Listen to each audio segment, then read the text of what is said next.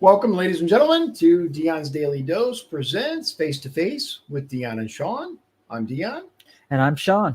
And we're going to cover the scripted, oh my goodness, how scripted, right? Interview that Harris did with everyone's favorite network, Communist News Network, CNN. With Dana Bash. With Dana Bash. I haven't seen the whole thing because, frankly, I'm not sure if I can stomach the whole thing. But Sean was kind enough to watch it himself. Yeah, I watched the whole thing. He watched the whole thing, and he picked out what he believes are the most important takeaways from it. And let's get into it. Let's see what we got here. All right, so it is a two-parter, and we have a total of, I believe, three clips that we want to show you guys. All right, so the first one is from 2:40 to 4:23. And this is a YouTube page from CNN. Yeah, this is CNN. We can use it under fair use. Don't mess with me. All right, here we go. But I wonder what you say to voters who do want to go back when it comes to the economy specifically, because their groceries were less expensive, housing was more affordable when Donald Trump was president. Well, let's start with the fact that when Joe Biden and I came in office, during the height of a pandemic, we saw over 10 million jobs were lost. Literally, we were all tracking the numbers. Hundreds of people a day were dying because of COVID. The economy had crashed. In large part, all of that because of mismanagement by Donald Trump of that crisis.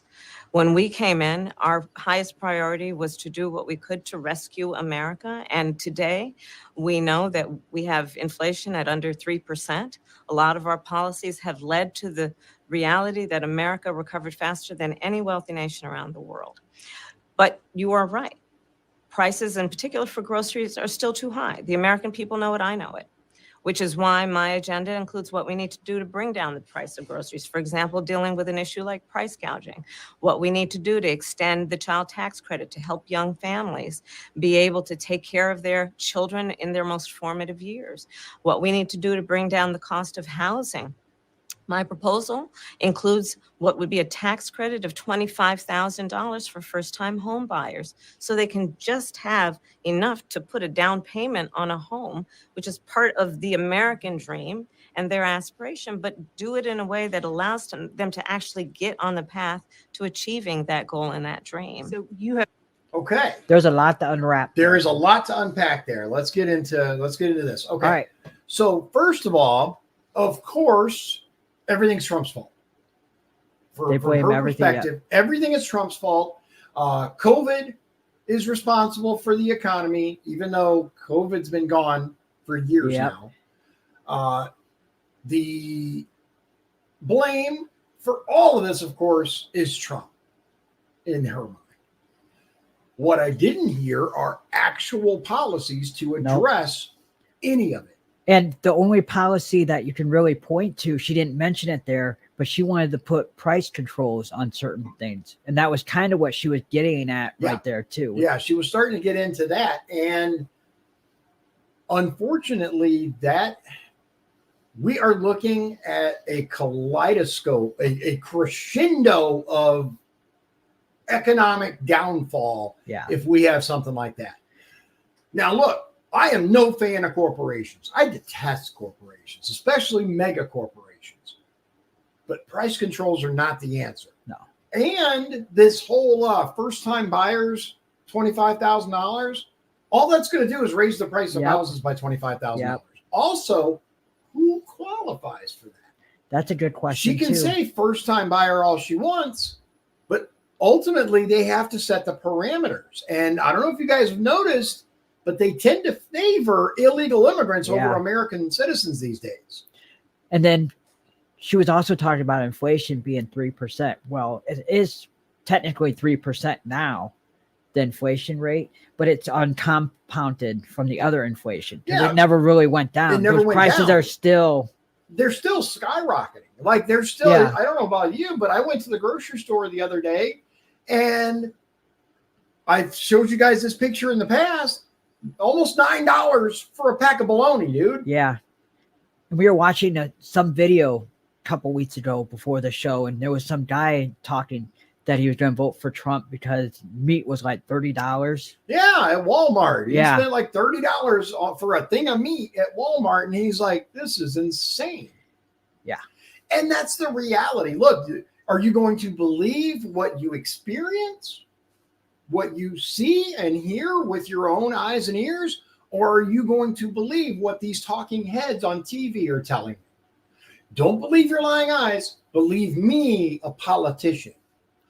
I don't know about you, but I'm going to believe the reality in front of me before I believe your lying ass. And the sad thing is there's people that believe her. Oh, absolutely. Of course, because they listen to the rhetoric. They listen to the propaganda. Let's face it, Russia. We've talked about this before. The media will not present an unbiased view of anything. No. Not anymore. The fourth estate is gone. It's controlled. All right, so our next clip is from 6:03 to 7:21. Here we go. Get some clarity on where you stand on some key policy issues. Energy is a big one. When you were in Congress, you supported the Green New Deal. And in 2019, you said, quote, there is no question I'm in favor of banning fracking. Fracking, as you know, is a pretty big issue, particularly in your must-win state of Pennsylvania. Sure. Do you still want to ban fracking? No, and I made that clear on the debate stage in 2020 that I would not ban fracking. As vice president, I did not ban fracking. As president, You can't ban fracking Exactly. as vice president. Yeah. Okay. I will not ban fracking. I don't believe. In 2019, I believe, in a town hall, you said you were asked, would you commit to implementing a federal ban on fracking on your first day in office? And you said, there's no question I'm in favor of banning fracking. So yes. So it changed in that campaign? In 2020, I made very clear where I stand. We are in 2024, and I've not changed that position, nor will I go. I have not changed that position, nor will I. Uh-huh. She just said, I don't want to ban fracking. Now she's saying, I haven't changed my mind. Hold on. Going forward, I kept my word, and I will keep my word. What made you change that position at the time? Well, let's be clear. My values have not changed. I believe it is very important that we take seriously what we must do to guard against what is a clear crisis in terms of the climate. That tells you everything you need to know, in my opinion, guys. People in Pennsylvania need to be listening. People in Pennsylvania really need to pay attention and listen to what she says. My values have not changed. Uh-huh. And she just said, I said it then, I still mean it now, which means she's planning on banning fracking. Yeah. And this whole, I haven't yet, because you can't. You can't not as do vice president. anything as VP, moron. Good Lord, man. I mean, I can feel my brain cells dying listening to her. Like, I don't know about you, but like just listening to her, I can feel my brain going. Hopefully we don't have 4 years of this. Right. Oh my, I can't even, dude. Like I'm just gonna say it. I can't. Like there will be something stupid that happens. That's all I'm gonna say. I'm not gonna say anything else. All right, let's because I can't. I can't. I can't.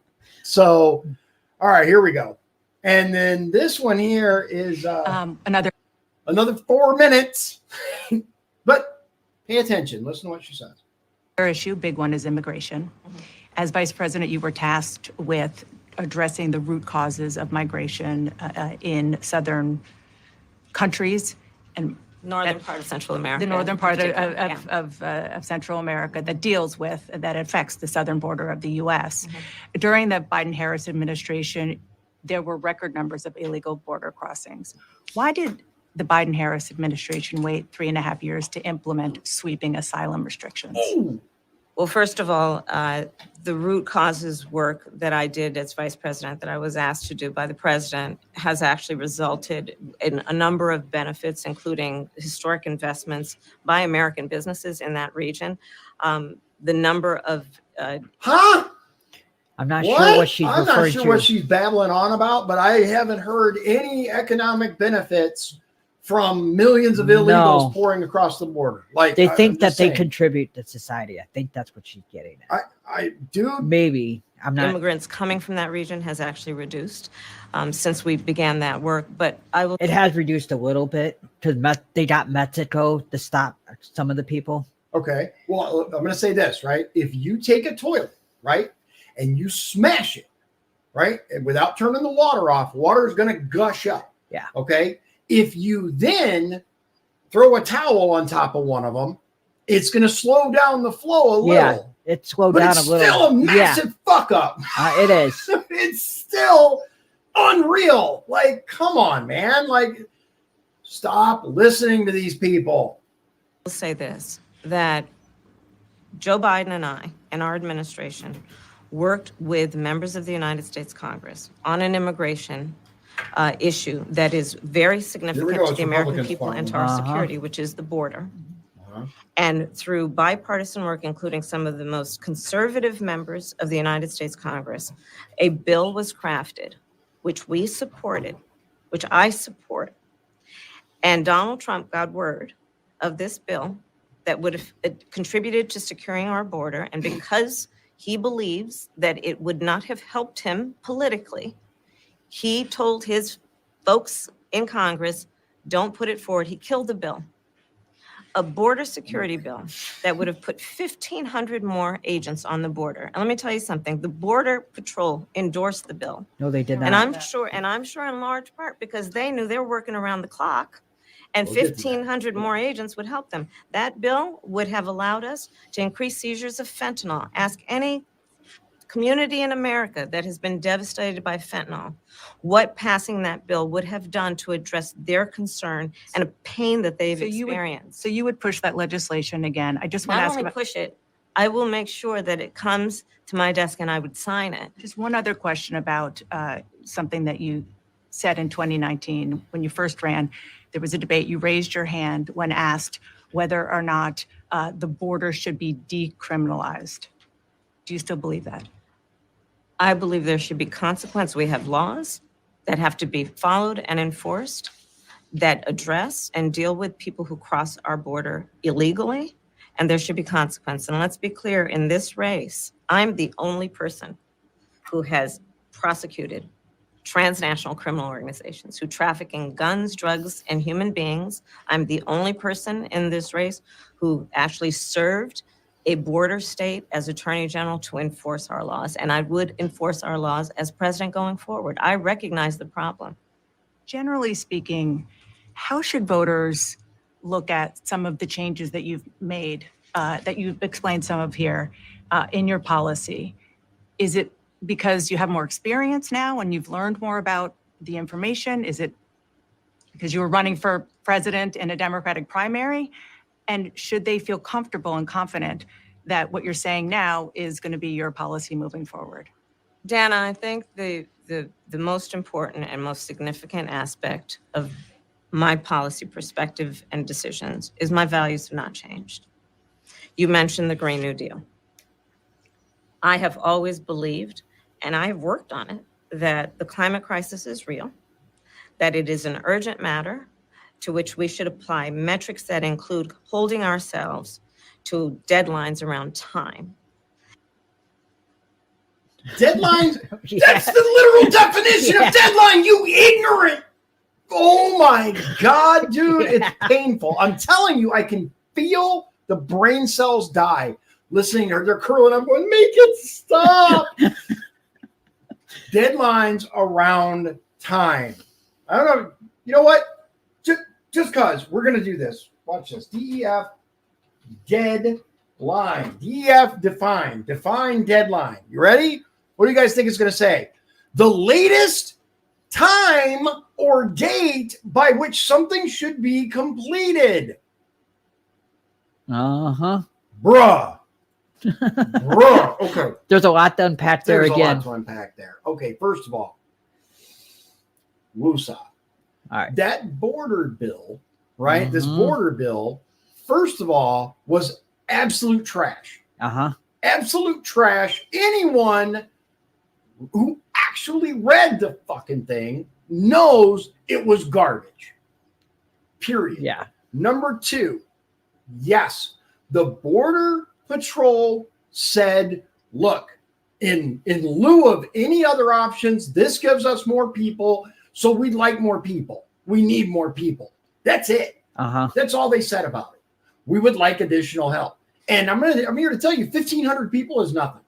Yeah, that's not a lot of people to help. Do you have any idea how big the border of the United Uh-huh. States is? How many miles do you think it is? 300. 300 miles? Wait, Here, let's see. Hold on. Southern maybe a couple border thousand? of the U.S. in miles. Wow, 2,000. Yep. 1,954 Wow. miles. 150 So does nothing. Just shy of 2,000 miles. I'm here to tell you, right? I'm very familiar with travel across the United States. I was a truck driver. I've been to 48 states. Over 1 million miles, accident free. I was good at my job. I was also a trainer. The point is, I know how far 2,000 miles is. That's a lot of money. Yeah. It's like 1,300 miles from where I live to southern Louisiana. So you can take the entire north-south of the United States, turn it on its side, and almost double it. And that's the size of our southern border. And 150 people? 1,500. Oh, 1,500. That's okay. Still, 1,500 people. They need way more than that. They need 15,000. Instead of these thousands and thousands of IRS agents, we need Border Patrol agents. And interestingly enough, bear in mind, ladies and gentlemen, nothing legal has changed since the Trump administration as far as our laws go. Yeah. There's no new laws on the books as far as border goes. There's no new stuff. The only thing that changed was Biden and Harris. Mm-hmm. Trump had a secure border. He did. The lowest in history. He had a secure border. And he was trying to secure it even further with the wall. Speaking of the wall, did you see how Kamala Harris suddenly said she wants a wall? Yep. A wall's okay when the Democrats want it. Uh-huh. When Trump wants it, it's racist. These people kill me, dude. They are grade A morons. Grade A morons. They think you're stupid. That's really what it comes down to. They do. They believe that you are an idiot and that you are not going to fact check anything, that you're going to just believe what they say, believe the bleh coming out of their mouth, because it's verbal diarrhea at this point. She can barely speak. Bruh. Now, to her credit, though, I will say this.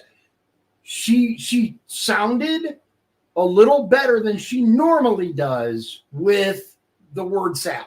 It wasn't quite as bad there.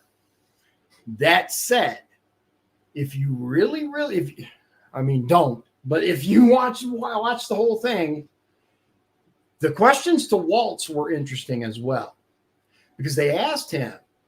He had said he carried weapons of war in war. He was never in combat. No.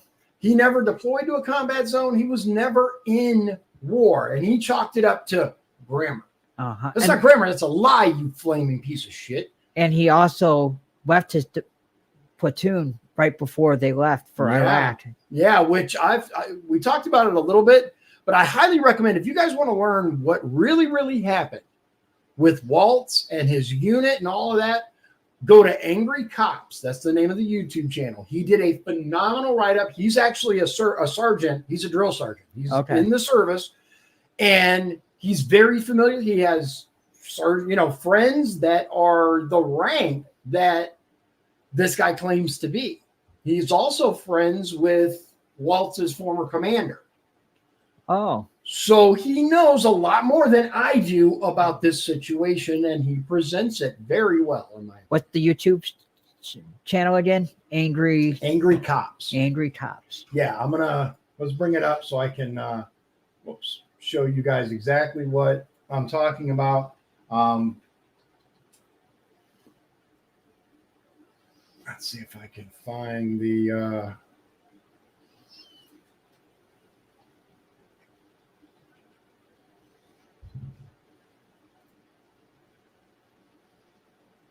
okay, so it's called "Did Walz Abandon His Military Unit?" But before I get so I'm not going to play the video for you guys. It's almost 30 minutes long, but I do want to show you. It's angry cops right here. Did Walz, W-A-L-Z, abandon his military unit? And he gives, again, facts and evidence, not feelings. He tells you exactly what happens and exactly why it's a problem that this guy keeps using the rank he never actually obtained. That's stolen valor. Yeah, you that were. is. And interestingly enough, in this CNN interview, Walz says, well, what I don't do is I don't question other people about their military service. Well, when you fucking lie about it, then yeah, people are going to have some shit to say. Dude, this guy. And what's really funny is he says, look at my record. I stand on my record. Yes, please look at his record. This is the guy who allowed his state to burn. And also was had the cops shoot at people when the COVID lockdown because they dared to leave their house. Right. God forbid. Right. Yeah. They were marching down the street. Yeah. In a neighborhood, and people were standing on their porch, and they're like, "Get inside, get inside," and shot tear gas at them. They said, "Light it up." Light them up. Yeah. I tell you, every single one of those officers needs to be brought up on charges. Period. End of story. There was no need for that. There was no need for that. You know what's funny is the left wants to go after Derek Chauvin, right, and the crew for what happened with St. Floyd, right? Okay, fine. But when we're talking about lockdowns and infringing on your rights, crickets and the clink of silverware, they don't want to even touch that. Think about that, guys. Really, use your fucking heads, man. I know you know. If you're watching this video, you guys know it just gets me riled up. It's like, oh, God, because there are people who legitimately believe that if the government tells you to stay inside, that you should just stay inside. You should not question. You should not have rights. Look at who was it? Arnold Schwarzenegger. What do you F their rights or something like that? Oh yeah, a couple years ago, yeah. Yeah. No, I got a better idea. See ya. What? Dude. Anyway, there you go. Again, though, let's give you. This is called Kamala Harris and Tim Walz CNN interview. There's part 1 and part 2. You guys can watch it for yourselves. It's on YouTube, and we'll see you again real soon. We got this other video we got to do, and I got to get ready. Yes, I actually do stuff sometimes. Sometimes. All right, guys. See you later. God bless you. God bless Indiana, and God bless the United States of America while we still have it. See you soon. If you'd like to support the show, please visit our patreon.com/Dion's Daily Dose. This has been Dion's Daily Dose, hosted by Dion Bergeron. Executive producers Sean Holgram, and Michael B. Copyright 2024. Dion's Daily Dose, all rights reserved.